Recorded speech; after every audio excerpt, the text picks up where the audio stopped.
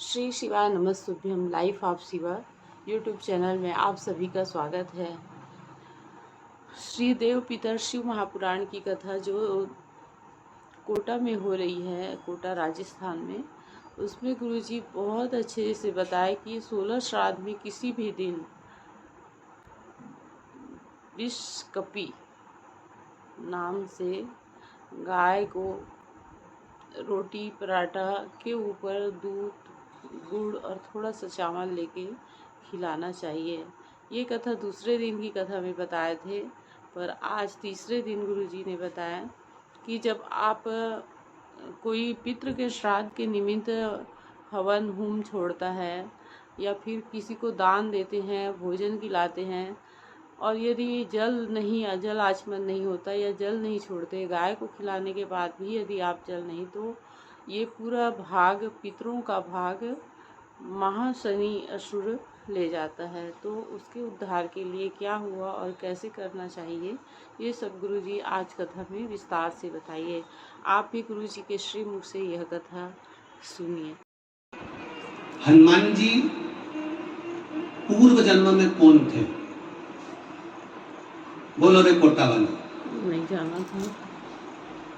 हनुमान जी का जो अवतार हुआ राम अवतार के समय पर, त्रेता में जो मेरे राम जी का जो सुंदर अवतार हुआ, तो राम जी के साथ में जो हनुमान जी प्रकट हुए, ये हनुमान जी को पूर्व जन्म में,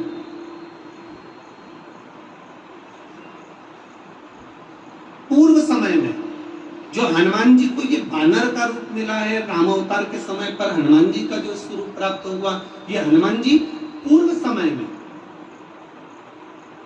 किस रूप के अंतर्गत हनुमान जी को ये रूप दिया? ये किसका अवतार है? ये किसका स्वरूप है? ये किसका अंश अवतार है? कई लोग कह देते हैं ये शंकर भगवान के अंश स्वरूप हैं, शंकर सुवन केसरी नंदन। और शिव महापुराण जिसने दिल से सुनी हो, जिसने पढ़ी हो, जिसने स्मरण किया हो, तो हनुमान जी का जो पूर्व का जो भाव है, वो विषकपी अवतार, जो भगवान शंकर और भगवान विष्णु ने एक अवतार लिया था जिसका नाम था विषकपी अवतार। कौन सा अवतार है? विषकपी अवतार, जिसको लोग वृषकपी अवतार भी कहते हैं। कोई उसको विषकपी कहता है, कोई उसको वृषकपी अवतार कहता है। जब भगवान शिव जी ने और भगवान नारायण ने दोनों ने मिलकर इस सुंदर रूप को धारण करा था, कपी का मुख धारण करा था और एक असुर का संहार किया, जिसको वृषकपी भी कहा गया, जिसको विषकपी भी कहा गया, उस वृषकपी अवतार का रूप श्री हनुमंत लाल जी को त्रेता में प्रदान किया। श्री हनुमंत लाल, उसका चरित्र भी आगे आएगा कथा में, अपन उसको सुनेंगे कि श्राद्ध पक्ष में वृषकपी अवतार का महत्व क्या है, विषकपी अवतार की महत्वता क्या है। देव पितर शिव महापुराण में अगर 16 दिन श्राद्ध के होते हैं और 16 दिन श्राद्ध में से कोई भी एक दिन श्राद्ध का, जो तुम्हारी मर्जी पड़ जाए, जिस दिन तुम घर में फ्री हो, जिस दिन तुम्हारी मर्जी पड़ जाए, जिस दिन तुम्हारा मन कर जाए, उस दिन वृषकपी, विषकपी नाम लेकर एक रोटी में थोड़ी सी शक्कर या गुड़, थोड़ा सा चावल, थोड़ा सा, अगर चावल नहीं हो तो खीर बन जाए तो ज्यादा अच्छी है, रोटी के अंदर रखकर वृषकपी या विषकपी, भगवान शंकर का एक अवतार है नारायण के साथ में। भगवान शिव और भगवान शंकर का, नारायण का एक अवतार मिलकर हुआ था। भगवान शिव और नारायण का मिलन से 3 अवतार हुए थे। 3 अवतार हुए। एक हरिहर अवतार भी भगवान शंकर और नारायण के मिलन से हुआ, एक वृषकपी अवतार भी नारायण और शिव के मिलन से हुआ। तो जो वृषकपी अवतार है, भगवान शंकर और एक भगवान नारायण और भगवान शंकर के मिलन से शरम्भेश्वर अवतार भगवान शंकर का और नारायण का मिलकर हुआ शरम्भेश्वर। ये 3 अवतार नारायण और शिव जी मिलकर बने हैं। 3 अवतार भगवान शंकर ने नारायण के साथ मिलकर लिया। शरीर एक बनाया, दोनों मिल गए, एक शरीर बनाकर जगत का कल्याण किया।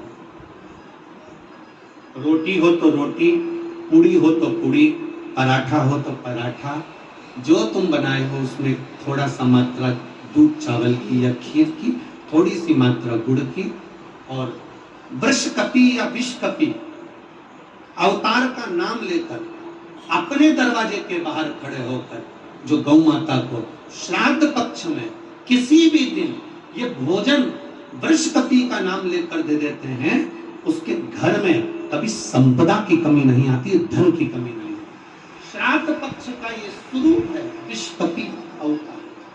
एक बार सब बोलेंगे, बोल विषकपि भगवान की जय। विषकपि। अब नाम आप लोग ले जिससे आप लोगों को याद हो जाए।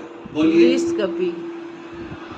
विषकपि भगवान की जय। विषकपि आप भगवान विषकपि बोल सकते हो, वृषकपि भी बोल सकते हो, वृषकपि भी बोल सकते हो और विषकपि भी बोल सकते हो। दोनों नाम में से कुछ भी। हाँ, अगर आप नेट पर सर्च करोगे या आजकल लोग क्या है, कथा सुनने के बाद नेट पर जल्दी सर्च करते हैं, तो गूगल आदि पर सर्च करोगे तो विषकपि भी आ सकता है, वृषकपि भी आ सकता है। पुराण में अगर ढूंढोगे, शिव पुराण के अंतर्गत या स्कंद पुराण में या गर्ग संहिता में या कूर्म पुराण में, बरहा पुराण में अगर आप ढूंढेंगे तो उसमें वृषकपि और विषकपि कोष्टक में बना हुआ है। पहले आएगा विषकपि, फिर कोष्टक में आएगा वृषकपि। उस अवतार का स्मरण। फिर से नाम बोलो, क्या नाम बोलना है? विषकपि। विषकपि, या तो विषकपि बोल लें या वृषकपि। जय भोलेनाथ। महिमा परम्पार प्रभु। देव पितर कथा का ये सबसे सुंदर संवाद है विषकपि अवतार। पितृपक्ष में 16 दिन जिस घर में धूप छोड़ने के बाद हाथ की अंजलि में जल लेकर नहीं छोड़ा जाता था, केवल धूप छोड़ दी और अंजलि में से पानी नहीं छोड़ा गया।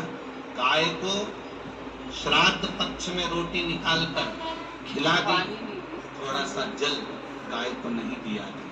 कौवे को रोटी दी गई, कागा को भोजन दिया गया, जल नहीं छोड़ा गया। ब्राह्मण को भोजन कराकर उसको जल नहीं दिया गया। तो इस महाशनि का काम क्या था?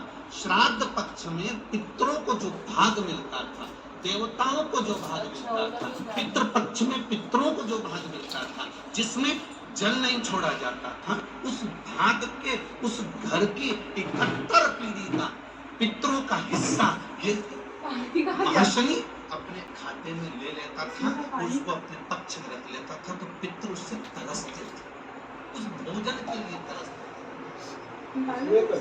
अब जरा विचार करिए।